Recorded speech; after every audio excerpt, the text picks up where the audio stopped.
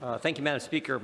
Democrats prevent Republicans from serving on the Select Committee. Democrats kick Republicans off standing committees. Democrats try to make D.C. a state. Democrats try to end the filibuster. They try to pack the court. They do secret impeachment hearings in the bunker in the basement of the Capitol. And they just said a naval veteran is afraid of the truth. And now today they are destroying executive privilege. The United States Supreme Court held those who assist the president must be free to explore alternatives in the process of shaping policies and making decisions, and to do so in a way that many would be unwilling to do except privately. The court further stated presidential administrations of both parties have asserted that presidents' close advisors are an extension of the president. Who are these close advisors? Who are these individuals who are an extension of the President of the United States? Well, there's actually a bunch. But certainly the three most important are the National Security Advisor, the White House Counsel, and the Chief of Staff to the President. And I would argue the Chief of Staff is the closest of the close. He's the one who spends more time with the Commander-in-Chief than anyone else. Now, why do we have this privilege?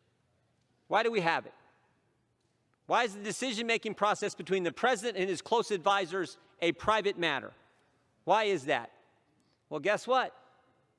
The Supreme Court told us the answer to that one, too.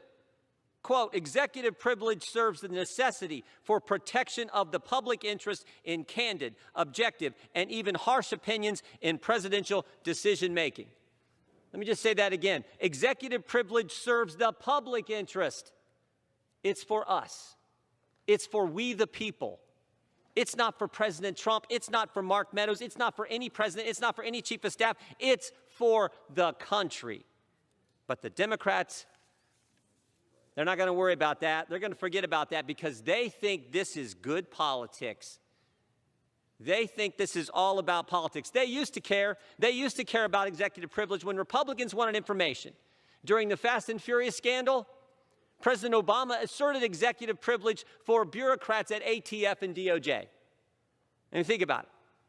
A bureaucrat in a federal agency gets privilege, but not the chief of staff to the president, because Mark Meadows worked for President Trump. And Democrats have been out to get President Trump before he ever took office when they first tried to spy on him, actually did spy on him in 2016. They're going to destroy this precedent even though this very question is in front of the courts as we speak. They're going to destroy this precedent that's been around since 1794 when our first president first asserted it. And for what? What did Mark Meadows do? He gave the committee thousands of emails. He gave the committee thousands of text messages. And he agreed to come in front of the committee and answer any question as long as it didn't violate executive privilege. The privilege that's not his to waive, it belongs to the president. The privilege that the court said is critical to executive decision-making, the privilege that exists for the benefit of we, the people, and the privilege that's been around since George Washington asserted it. But Democrats says, nope, not good enough, Mr. Meadows. You've got to come in and answer any and every question we ask you, or we're going to try to put you in prison. It's disgusting. It is so disgusting.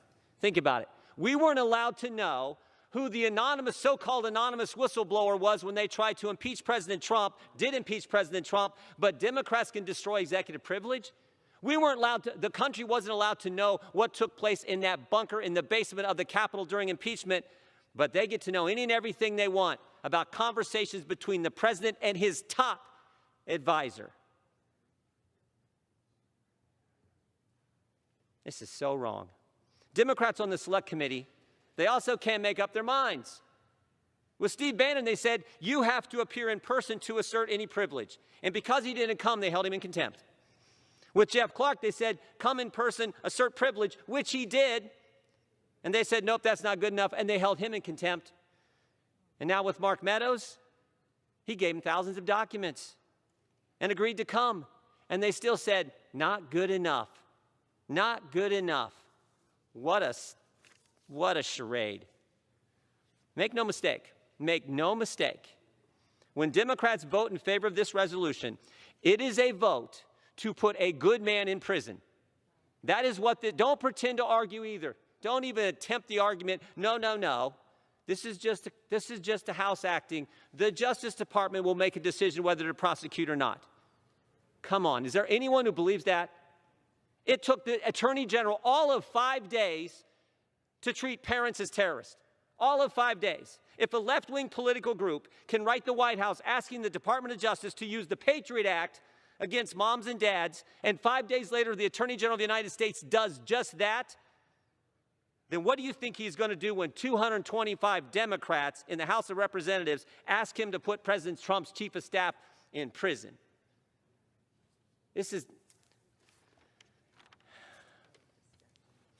I've been in Congress a while, 15 years.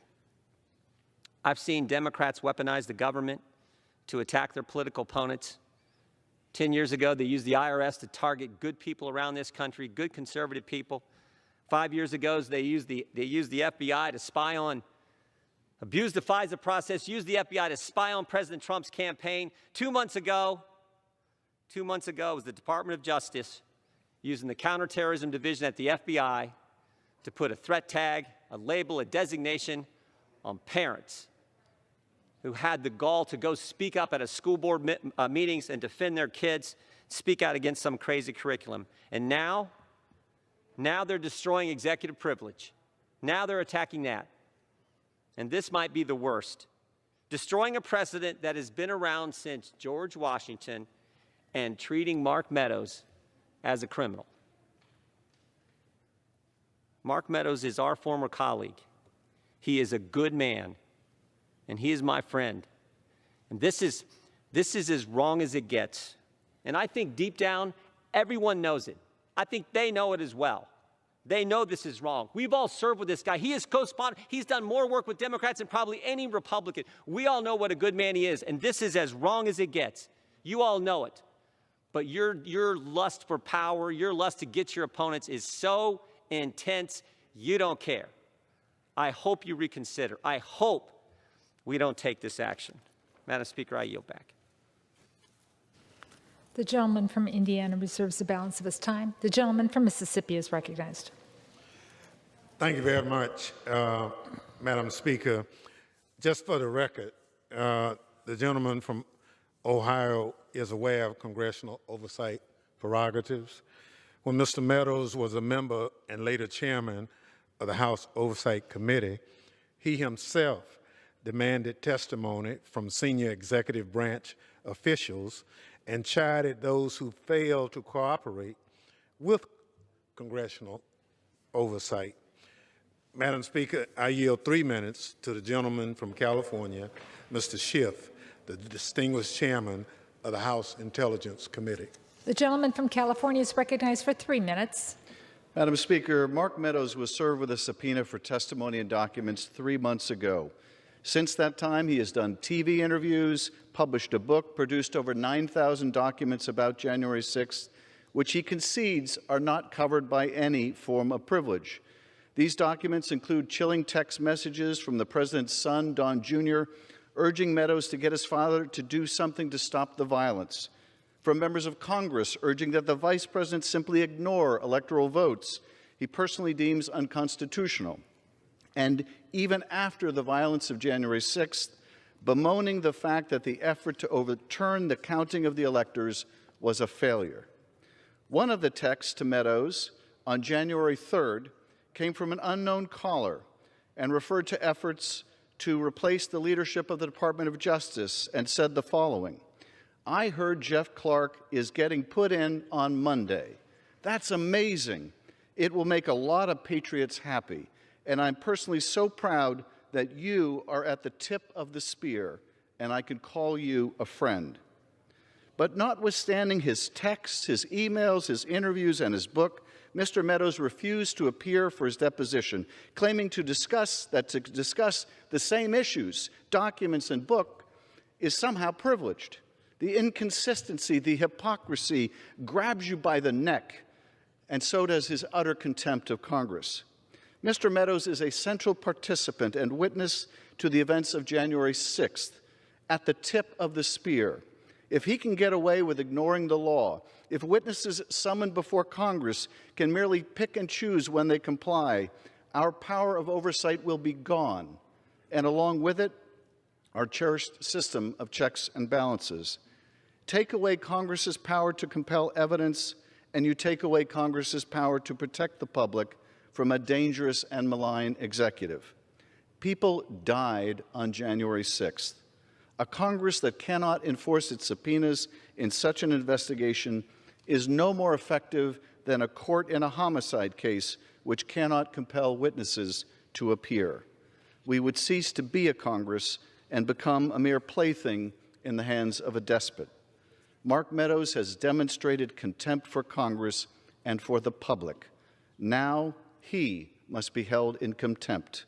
He should be prosecuted like anyone else who ignores the law, because no one is above the law. I yield back.